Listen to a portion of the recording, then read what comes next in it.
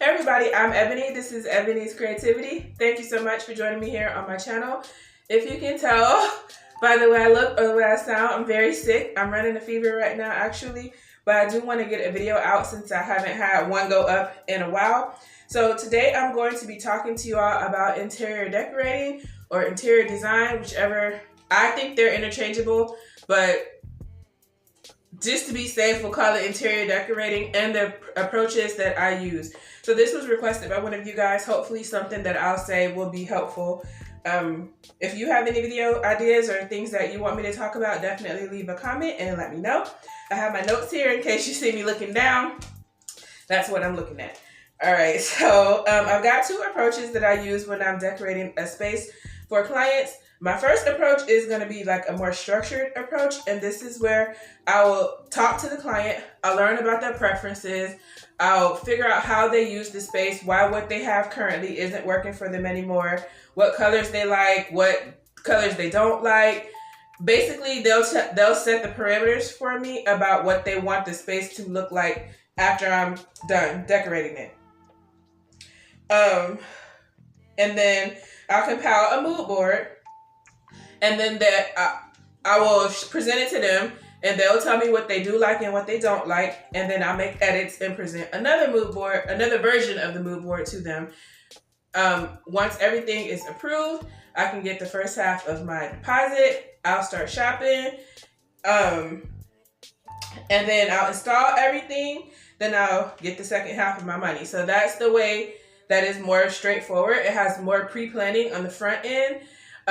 You definitely take a lot of time doing mood boards and compiling everything and making edits based off what they do and don't like, and trying to measure and figure out how everything will fit in the space.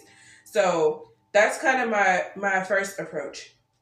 I'll use that method if it's a new client, somebody who kind of does have an idea of what they want and what they like, but they just need a little help putting it all together. I think that structured method is more beneficial for those kind of clients. Here is an example of a mood board that I did for a client before. She was very particular. She had to approve every little decision, and she knew exactly what she wanted, but just needed help putting it together. So I gave her some options on her mood board, and then once she chose her options, I was able to kind of compile what we both thought would be best into this space. This client had a big budget and a big house, so she had 2 dining rooms in her house. And so we started a conversation about how her house functions for her, and I gave her the idea to turn one of her dining spaces into a playroom. So she was totally on board, and she trusted me with that, even though she was a little unsure. And I turned her dining room into this play space. Once she told me that they'd never eat a formal meal and that she really would prefer more storage for her children's toys and a place to do puzzles and crafts and homework, I knew this would be the perfect solution for her space. This design definitely took this space from unused to functional. In her second dining space, she still wanted to keep a big table and a space to eat large meals, so this is what I came up with for that space. My other method is what I'm calling my more creative approach.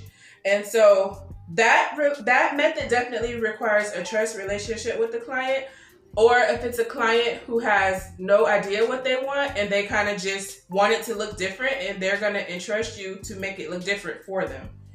If they don't have a bunch of parameters, if they don't have any particulars, definitely I like to use the creative method. I find it more interesting and it allows me to be more creative, and it allows me to shop more freely without having so many parameters to think about when I'm shopping for their pieces.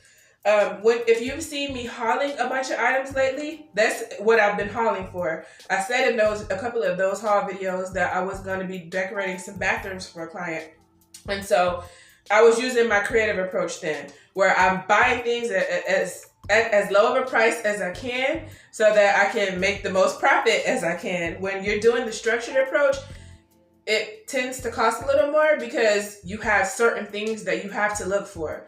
When it's the more creative approach, or my second approach, I can buy things that are cheap that I like and kind of get a big pile of things and take all of my things with me to the client's house and let the space dictate to me where the items should go.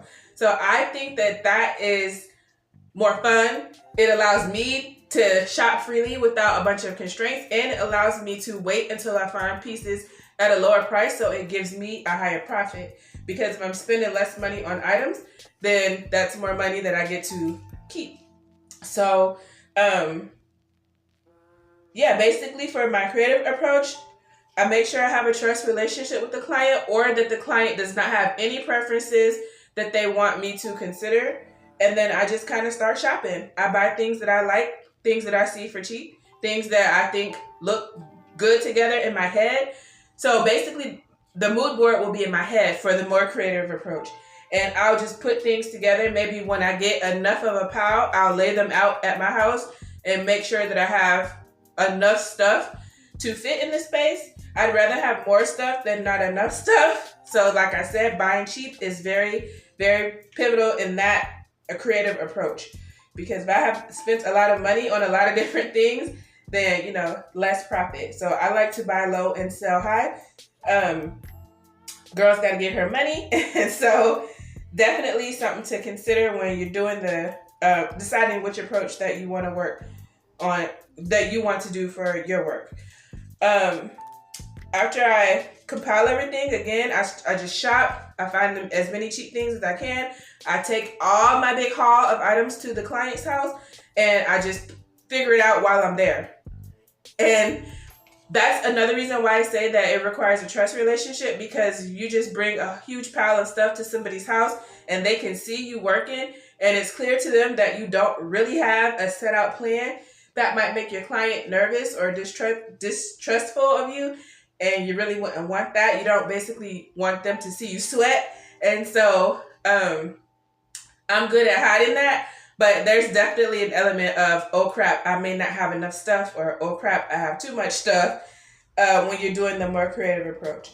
But once I install everything, make sure that the client likes it, I get the rest of my money, and at the end, since I bought the items for low prices, I can either sell them off on Facebook Marketplace or the yard sale, or I can, if there's anything I bought from retail stores, then I can, of course, take my receipt and return whatever I don't use. But it's very, very important that you have more items than you need, instead of arriving to your client's house and having too few items. So those are the basic approaches that I use. There's pros and cons to both, but the creative method has really been fun for me lately. But it does require more time on the back end. So while you're at the client's house, you're figuring out where things go. It does get to be time consuming versus the first structured approach, where you kind of know where everything goes and you can just put everything in its place and leave. There's still pros and cons to each method. For me, I love the fact that I'm able to make more of a profit on the creative approach, because I'm able to shop without a bunch of preferences in mind. So it's really up to you how you do it, but that is my two methods that I use. I did do those bathrooms that I have been mentioning like 2 weeks ago, and I tried really hard to get footage, but it is really difficult. I did the creative method at this client's house, and we're friends, so I'm there in her house. Her kids are talking to me. I have my dogs with me. She wants to talk to me, have girl talk. And I'm just like, oh no, I'm not going to be able to get a video. So having a trust relationship with the client, or a friendship, also prohibit me from being able to film, because we're having personal conversations that I would never put on YouTube. And I don't want to put people's kids and stuff like that on YouTube without their permission. So I tried my best, but it was really just not working out. I was able to get a few clips of me working on her space, so I will definitely show you some before and afters. But in the couple of clips that I was able to get, but y'all, it is really hard for me to film, and while I'm doing things and talking and people are walking around, I haven't quite mastered that yet. So I can just show you kind of a few behind the scenes clips and some befores and afters. So I'll add all that into this video. Thank you so much for watching. I'm going to go ahead and insert those clips, and after that I will sign off. So stay tuned. Please don't forget to subscribe to my channel if you have not already, and let's hop right on into those clips. So when I say a lot of items, I mean a lot of items. So this is how my trunk looked, and this is how the inside of my car looked. Here is some client cam of the way that this bathroom looked. I always forget to tell the client to clear out the space before I arrive, and then I end up having to undo all of their stuff myself. Since I have a huge pile of stuff in her hallway and she has little kids, I started off by getting the big items out of the way. And so I had kind of DIY'd this. I did buy this from HomeSense.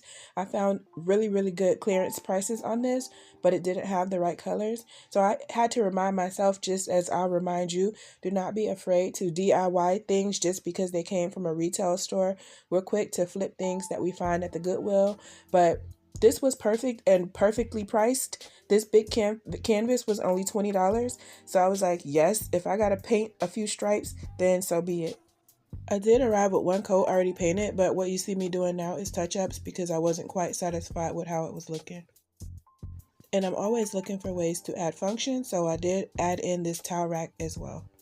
I did have the client provide me with the measurement of the space above the toilet, so I was able to cut some shelves while I was at home, and all I did here was cut some 2x8s and use some brackets from Amazon. And I do want these to be secure as possible because this is a kid's bathroom, so I'm putting a screw everywhere I can. Believe it or not, this little basket from the Goodwill bins inspired this whole bathroom's color scheme. I knew I wanted to do the green. I just had to pick which shade, so I went with like a sagey green color, and then I added a pop with the orange. As soon as I saw this little frog basket, I just thought it was so cute, and I knew it would be perfect for a child's bathroom. So I said frogs are green. Green is going to be one of my colors, and then I just added a pop with the orange. Then I went on good old Amazon and I said green and orange bathroom art, and these pictures popped up and they were perfect. So I just knew I had to get these as well. And I do like to work in zones. So since I'm working on the shelves now, I'm just going to go ahead and decorate them. Most people install everything or do all the hard part first and then they come back with the styling. I like to work in zones because, like I said, I have a huge pile of stuff and I'm just trying to get out of my client's way. So I found that this does that the best. And even though my mood board was in my head, that frog basket and this little plant, they just went perfectly together and both were thrifted on different days. So I found that to be kind of amazing. This shower curtain is sage green in person, but it looks gray on film kind of, but it's definitely a sage green. And I DIY'd this trash can to match the knobs that I also DIY'd. You'll see those in a second. That little towel holder was also a DIY. I did a video about that on the channel. And yeah, here are the knobs that I DIY'd. I bought a big pack of those. And so this is kind of how this space turned out. You might notice that there's still a price tag on the towels, and that's because I kind of splurged on those and I wanted to make sure the client was okay with how much I spent on those before I decided to rip the tags off. So you can see pretty much how everything came together. I think this was a pretty good job. I definitely wish I could have changed out that big mirror. I really hate those, and I think it looks a lot more custom to put two smaller ones. But the client said no, so it's her house and I have to do what she says, basically. But if I had my way, I definitely would have replaced the mirror. But yeah, this is how that bathroom space turned out. So hopefully you learned something or you like what you see at least. I also wish I could have painted the vanity, but the client said no, so instead I just changed the knobs as a compromise. My client and her family love this bathroom, so let me know what you think in the comments. Here is another one of her bathrooms that I did that day. So as you can see, it's kind of a little plain. And that sign used to actually live in my dining room. Another thing that I really like to do is put something from my own personal home into each client's makeover that I do. So that sign used to live in my dining room and I gifted it to this client because I thought it would fit nicely in her new design space. I don't tell my clients when I'm doing that, but every room that I do, I always take something from my personal home and put it in their houses. So it's always really fun to figure out exactly what I'm going to take from my house and leave with them. And since this is a guest bathroom that doesn't really get that much action, I decided I could go really light and kind of make it hotel-esque spa vibes. So that's what I did in here. And this is everything that I ended up bringing back home with me at the end. So I was definitely able to find a space for most of the things I had, which was really great. So I hope you enjoyed this video or learned something from it. If you did, please don't forget to subscribe to my channel. Thank you so much for watching, and I will see you all in my next video.